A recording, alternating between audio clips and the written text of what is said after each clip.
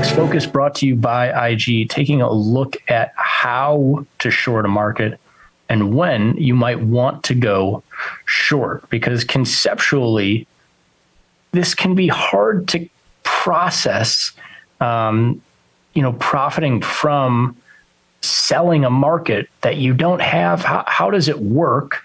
And then, okay, if I can get on board with what's become, relatively commonplace across a number of asset classes and product types, being short, when should I go short?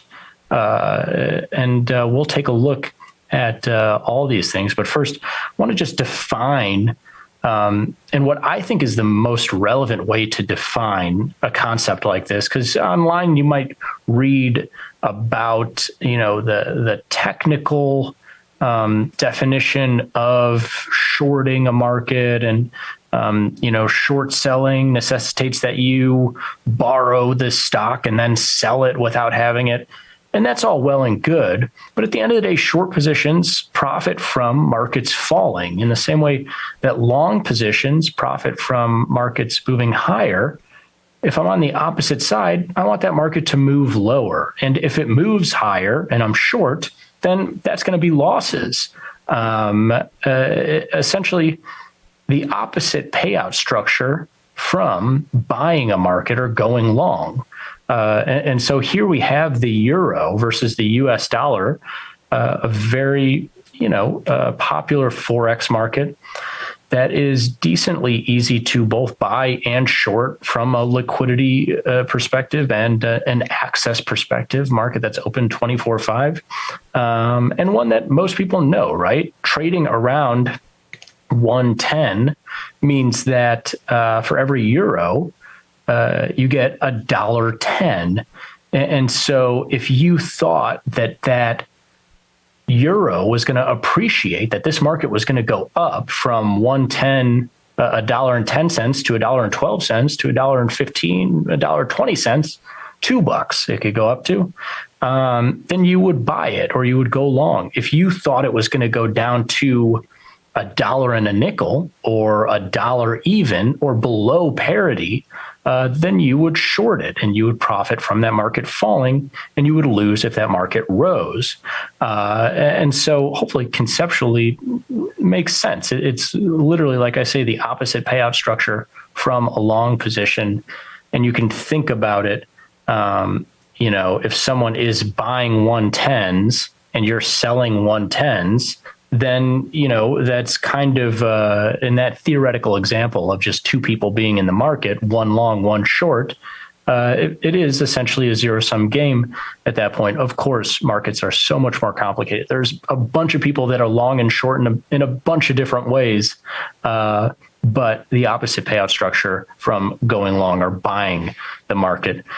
Now, here are a couple of basics, because going short isn't the same from a forex market that we were just looking at versus a stock market like Apple or the S&P 500, versus options on any of these markets, or options on crude oil, options on Apple stock, options on forex, all these different things, versus futures on any of these markets. It's all different.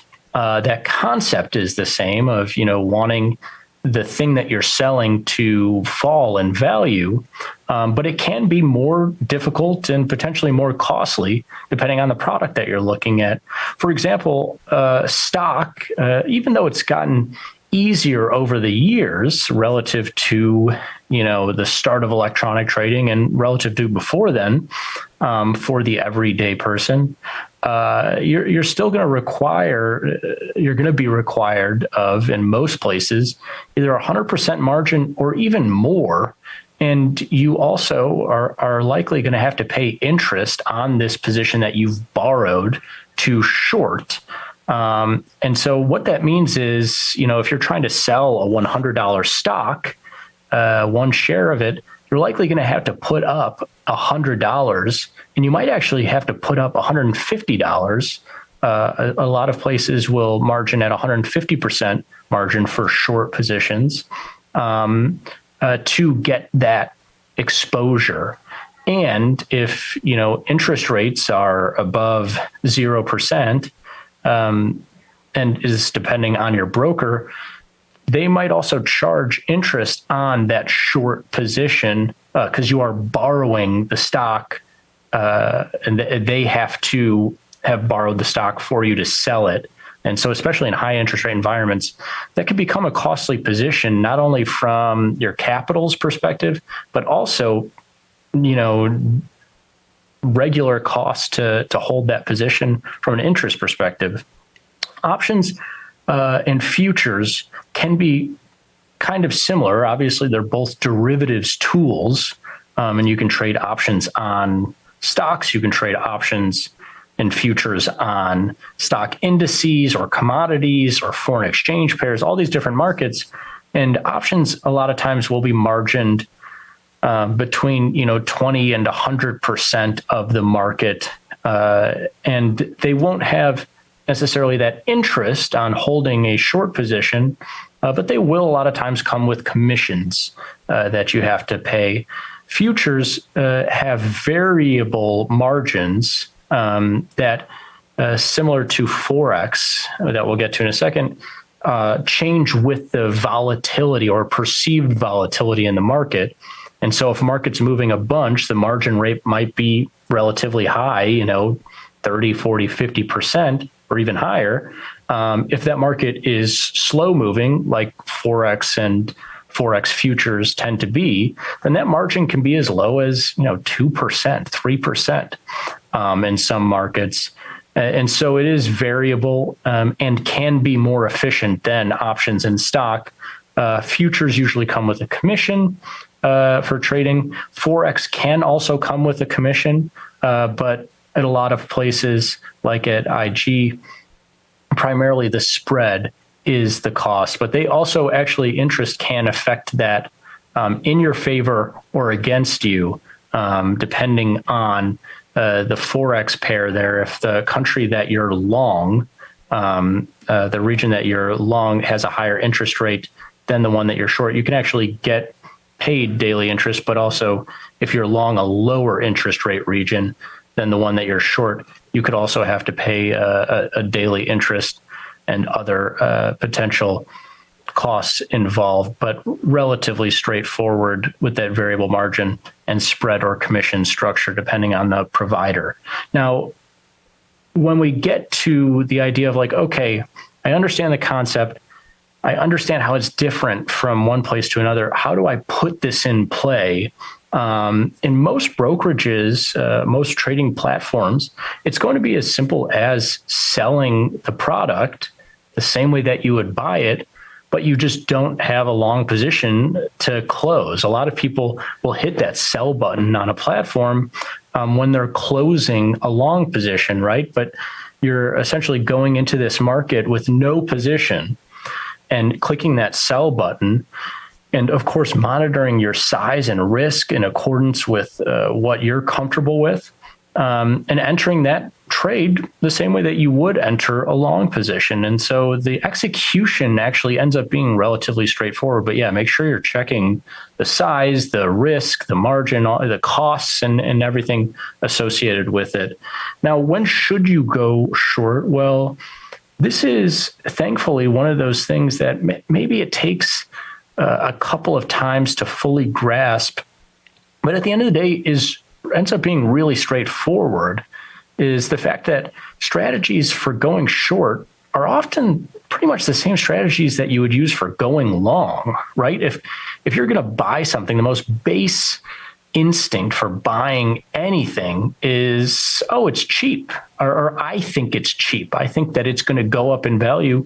Same thing, just turned on its head. And that means that technical analysis works this way. And in fact, many indicators, like the relative strength indicator that we have here on the euro versus USD market, indicates for markets that are oversold or undervalued potentially, and markets that are overbought or expensive potentially. And so maybe you have been working with some of these technical analysis tools like the RSI or like the moving average, and you've only been looking at that one side of just waiting for a market to get to what you think is relatively cheap.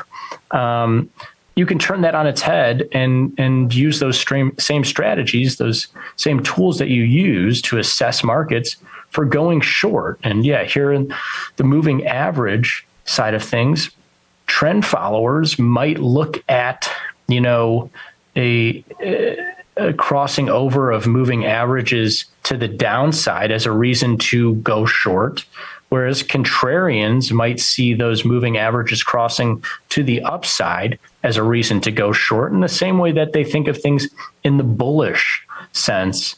And also fundamental analysis can work the same way, right? If I'm assessing a stock's earnings, or I'm assessing an economic data point like consumer confidence or employment or interest rate activity, anything on down the line, in the same way that an outperforming number, better than expected, might translate to a long position and potential upside, vice versa, underperforming data points could yield a short strategy and the market potentially moving lower. Now, of course, as any of us know who've traded from the long side, it's never a guarantee that fundamental analysis or technical analysis bears fruit. And in the same way, it's never a guarantee that it bears fruit on the short side. But you can lend any of these strategies that you're used to using